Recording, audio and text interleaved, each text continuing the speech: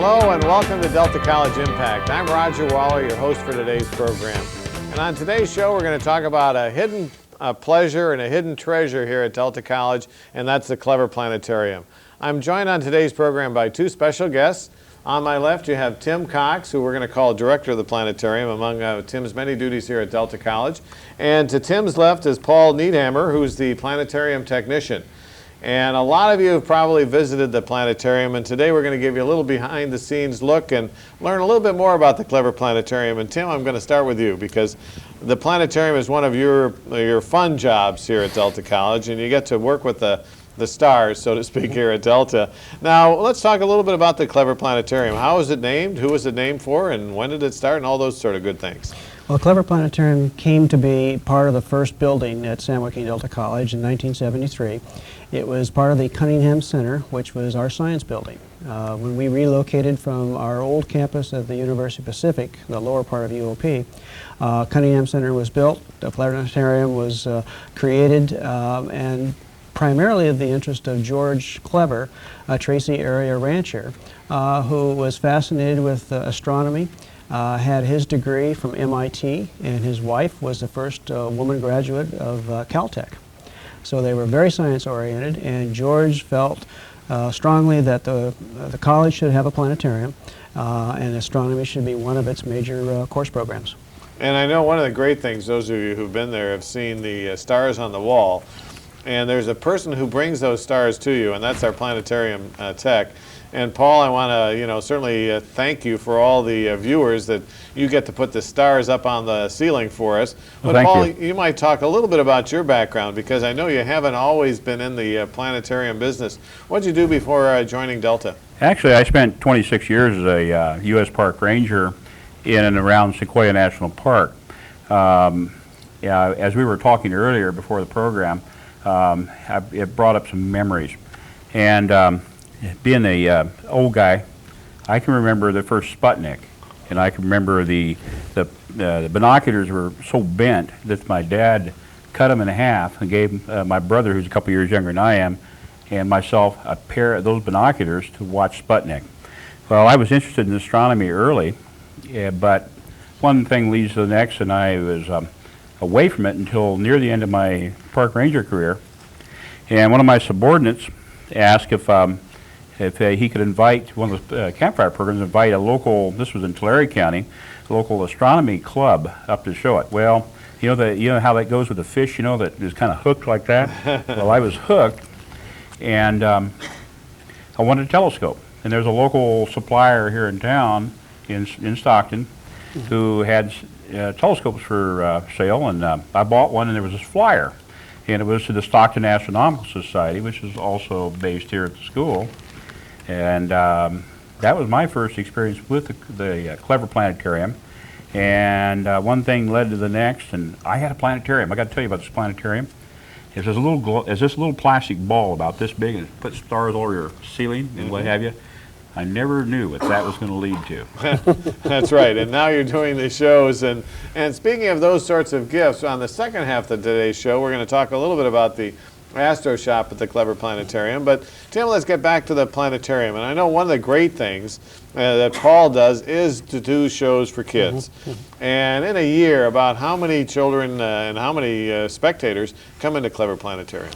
Well, on an annual basis, we have approximately 13,000 to 15,000 school field trip kids come to the planetarium. These are kids that anywhere from preschool to even high school. We are really the only star theater serving an astronomy function in the Central Valley.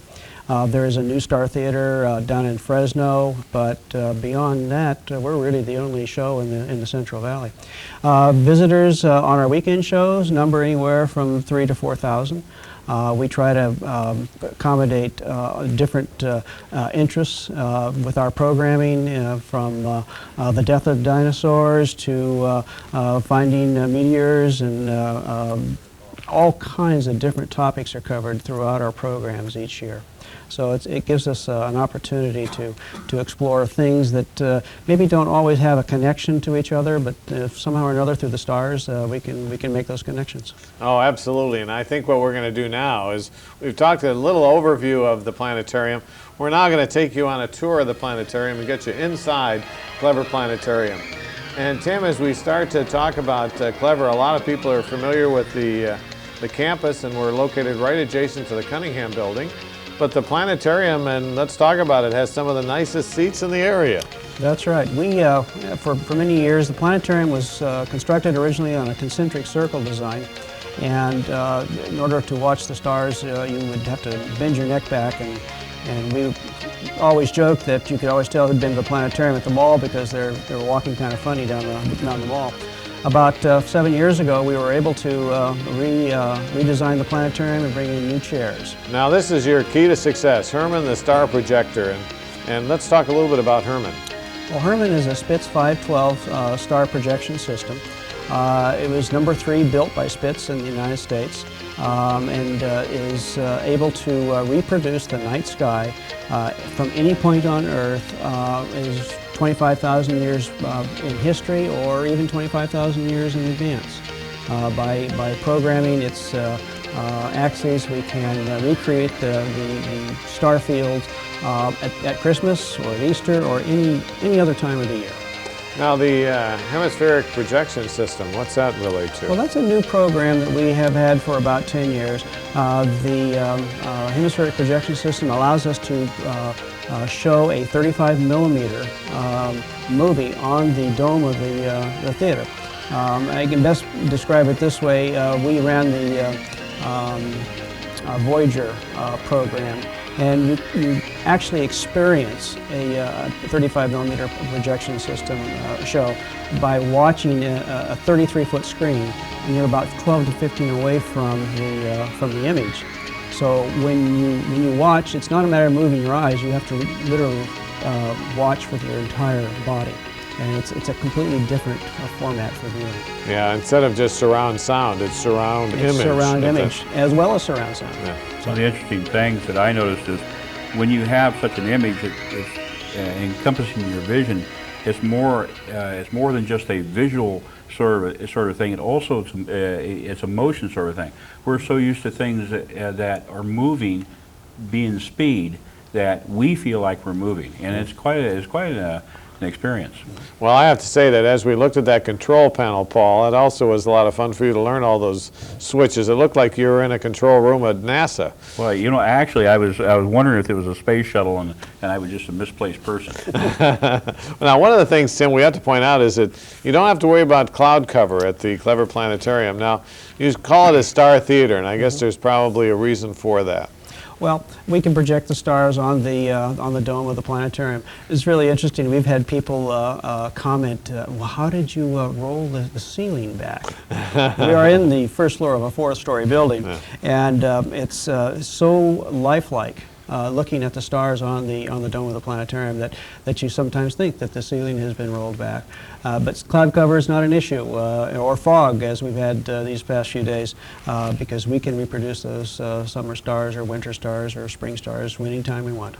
Now, Paul, one of the things Tim had alluded to is the fact that we can go back in time.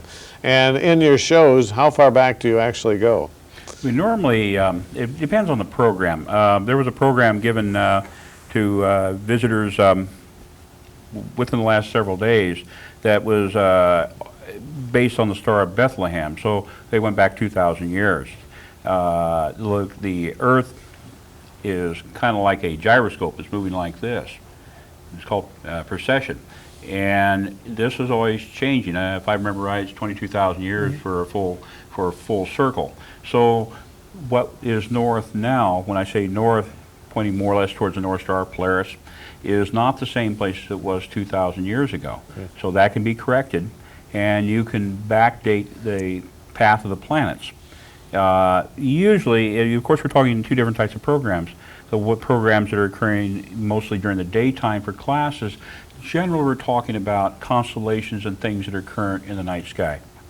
And so one of the things is that if it's a holiday and you wanted to go back and see how the stars looked in Jerusalem back 2,000 years ago, you could actually see something like that. Let your imagination go, and that's one of the such a nice thing about the planetarium.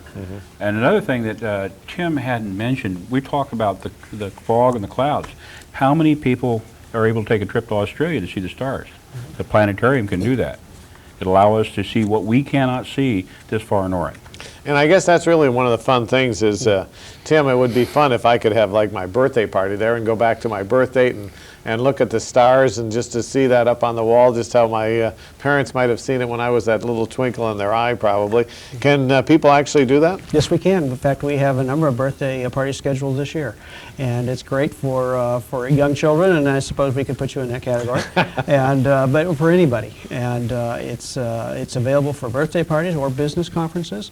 It's one of the first and most widely used multimedia classrooms at the college.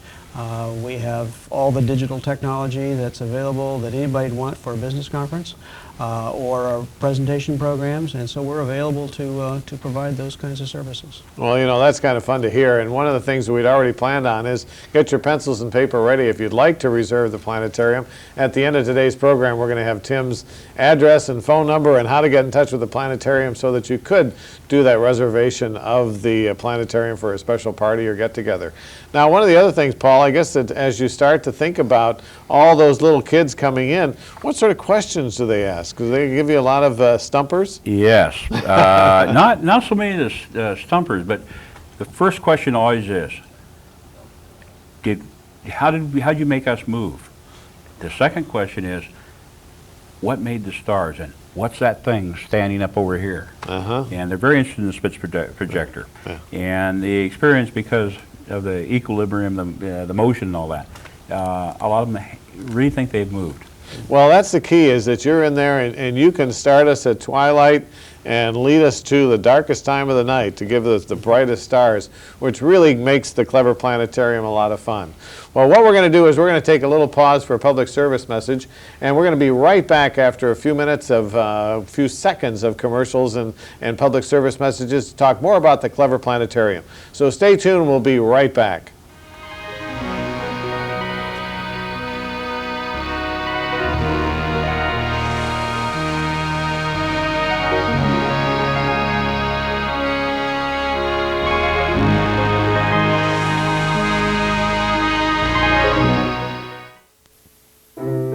As a young man, I remember looking to the heavens, and I remember how the stars shone bright in that special place, taking me on journeys only imagined.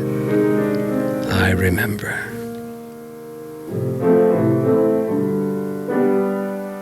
And one day I returned to that special place, beholding the stars in comfort never before dreamed, the all-new Clever Planetarium and Earth Science Center.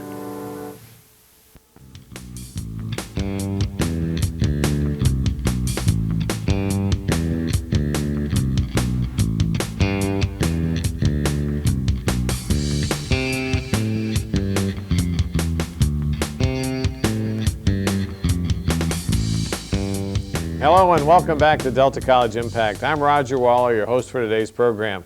And on today's show, we're talking about one of those great little treasures here at Delta College, the Clever Planetarium. And joining me on today's program are my two special guests, Tim Cox, who's director of the planetarium, and Paul Needhammer, who is planetarium technician.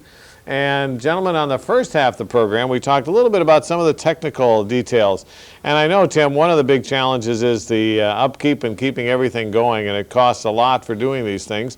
And maybe we can talk a little bit about how you generate support, because I know you work very closely with the Stockton Astrological Society. Astronomical. I knew I was going to mess up on that. It's the other guys, Astrological, that's right. We have a great relationship with the Stockton Astronomical Society. We call it the SAS. We help them produce their newsletter each month, which is mailed out to their members and to others that are interested in astronomy in the Stockton area. But more than that, we are our planetarium that is self-supporting. We're part of the Delta College program here, and yet we're part of the Delta College Foundation, the auxiliary foundation, which means we have to make all the dollars that maintain the planetarium and keep it going. We do that by generating ticket sales to our public shows and our field trips, and of course donations are always helpful. One of our biggest programs has been the donate a chair to the planetarium, and about 7 or 8 years ago we put in new chairs, and there's still chairs available for folks who want to sponsor a chair, and there are a lot of benefits to chair sponsors over the life of the chair and the sponsor itself. And I know that one of the things as you think about that support is it helps in a lot of the special programs, not only the star shows, but we're going to be taking a look at some of the other parts of Clever Planetarium. But we're talking off camera about your visit that you made to George Clever's home in Tracy, and you might want to share that to give us a little perspective of where we are in this universe. Okay, I had an opportunity to visit George Clever's home a number of times, and I was always impressed with his interest in astronomy. And it started at the front door of his house, and in the foyer he had a small ball which represented the sun. And down the hallway he had mathematically plotted out the relationship and distance from the sun of the planets that we all know about. And then the real catcher was that he said, this is the relationship to the sun, but the nearest star is in Fresno, California. And we don't always think about how far the stars are away, but they're billions of miles, not only billions of miles, but light years away. And it was inspiring that you could plot the planets in a short space, but yet the stars were so far away. On any given night, you can see about 6 million stars overhead. And he had such a fantastic interest in astronomy and in science in general. Yeah. And I'm sure, Paul, from your standpoint of trying to really kindle in a lot of the students and visitors who come that sort of interest in the stars, like you rekindled your interest. Has to be fun for you to see the people in the audience. Oh, very much so. As a park ranger, probably the best part of my job was the reaction of the people, watching what they do, and it reminds me of a few stories about the Spitz projector that I'll bring up. And I haven't been here that long, but there's already stories. But you're talking about, to me, it's the imagination. It's what you can see. It's the nearest star being about 4.3 light years versus light coming from the sun. It takes 8 minutes to get here, 4.3. But how about this one? If you ever had this big super scope, telescope, and you're in the Andromeda Galaxy, which you can see at night, it's 2,200,000 years. And age of dinosaurs, we were talking about dinosaurs, which of course we have examples of prehistoric animals in the planetarium. And we could go far enough out if some great intelligence, he's a Star Trek fan, so he probably appreciates this. You could go out far enough, you could go 65 million light years, and you could be looking at the dinosaurs. What a thought. Yeah, I know. It's really amazing when you see all these shows on about the stars and about the way people will put it into warp drive, and gee whiz, we're in the next solar system, but it's not quite that easy, and it's interesting to really picture it in the planetarium. Now, one of the other things I know that you're always coming up with some unique new stuff and new programs and laser shows and this and that. So you might want to talk a little bit about some of these special programs that you have. Well, we talked earlier about the hemispheric projection system, and I should add that here at the college, having the hemispheric projector allows us to show classic films, which we have done in past years, and which we're planning to do some more films, perhaps even a children's series this summer. But the laser system that we've brought on board allows us to do such interesting programs as Pink Floyd and a general program, A Dark Side of the Moon, and The Doors, and a host of other programs, and we're getting some new shows in this year as well. So we have a two-gun laser system and surround sound, and we can crack the plaster on the walls just like everybody else. And that makes it a lot of fun. And speaking of fun, we're going to show you a little bit more about Clever Planetarium and take you on another tour. And here's outside the planetarium, and Tim, you might talk a little bit about this and how it fits into the history of... Well, the Clever Planetarium has been a space museum for a number of years, but about 10 years ago we got the donation of the dinosaurs, so we created an exhibit area and changed the name to Clever Planetarium and Earth Science Center. And along with the dinosaurs, we have the Genesis mural, which shows gives a cutaway view of the Earth's crust right under our feet here in Stockton, California, as well as across California and the Central Valley and the Sierra Nevadas. We also have a weather center that you can look at the weather around Stockton, and you can always use the geochron, which gives you a perspective on how the world, how the sun shows on the Earth's globe at any given day and time. And so it's an exciting way to see how half the world is dark and sleeping, and the other half is experiencing daytime and life as we know it during the day. And here's your Genesis wall. It's the Genesis mural, and it gives not only a topographical view of the Earth's crust that we're familiar with, but also gives us a subterranean look at what's under our feet. For instance, we are sitting on a fault here in Stockton. Called the Stockton Fault. Hasn't moved in a million years, but it's certainly there. And there's some of your 15,000 guests who come to the planetarium and have a lot of fun in playing with some of your hands-on materials, as well as observing a variety of the clocks. There's the geochron. There you go. Yeah. And so one of the things I know that is always kind of fun for visitors is to be able to walk away with some memorabilia, and that's the Astro Shop. That's right. We try to keep some things in the Astro Shop that you don't normally find across the street at any of the malls, but things that are science-oriented and that allow students to experiment with different science learning tools. And they're for sale and very modestly priced, and great Christmas shopping or birthday shopping or whatever. Just a great educational experience. Kind of helps augment the planetarium's operations. And I know again, we're going to have Tim's phone number here at the end of the program, and if you're interested in the hours of the Astro Shop when a show isn't on, or how you might be able to get some of the gifts, contact Tim, because these are all terrific educational gifts. And speaking of Star Trek, we see some, I don't know if you'd call that the Enterprise, but you can start to see, some of the wonderful fun gifts that you can give for, birthdays or just about any occasion. And that's all included here at the Clever Planetarium. So a lot of fun stuff, Tim. And I know, Paul, as you start to think about as the shows and the students, you really have to think about how you try to present information. And the students get a chance for some hands-on as well as the visuals. How do the instructors who come with the children, do they enjoy the shows also? They seem to. We try to tailor the program to different ages. And if you have a first graders about 6 years old, you deal with that in a different way than you might do with sixth graders at 11 years old. And of course, it's a little easier. It's easier for the parents, the adults, and the teachers if it's up at a higher level. But everybody seems to have a good time, and we try to make it not only a learning experience, but a kind of a pleasurable experience at the same time. And it's like the Spitz projector. Kids just love this. At the end of the program, the Spitz projector goes down into its base, and then it comes in. So a door comes over, it closes it, and I tell them, tonight, the reason we put him inside is that when we lock him up in there is because when we turn the lights out, he starts crawling around. He makes a mess on the floor. And they love that sort of thing. Oh, well, hey, you've named it. So, I mean, we know it's got to be, and it really is alive with what all it can do. Now, Tim, from a standpoint of the planetarium and future plans, I know that you do a lot of integration with the Astronomical Society. That's right. And so you might talk a little bit about some of their summer programs that they do in our parking lot, as well as other activities. We have with the Astronomical Society a monthly Valley Skies viewing. It's free to the public. The Society brings out their telescopes and their people, and once a month we look at the stars, weather permitting.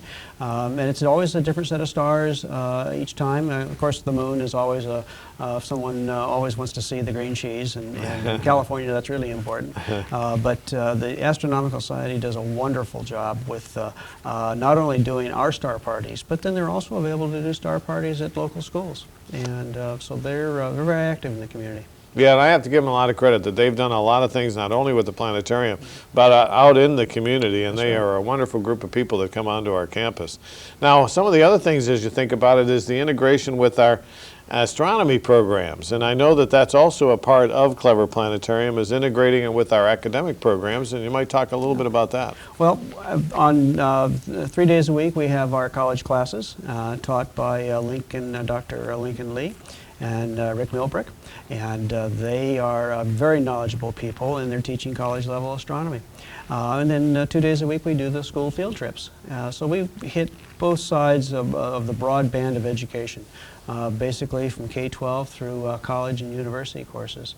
And then we hit the community side of it with the Stockton Astronomical Society and the public shows that we do.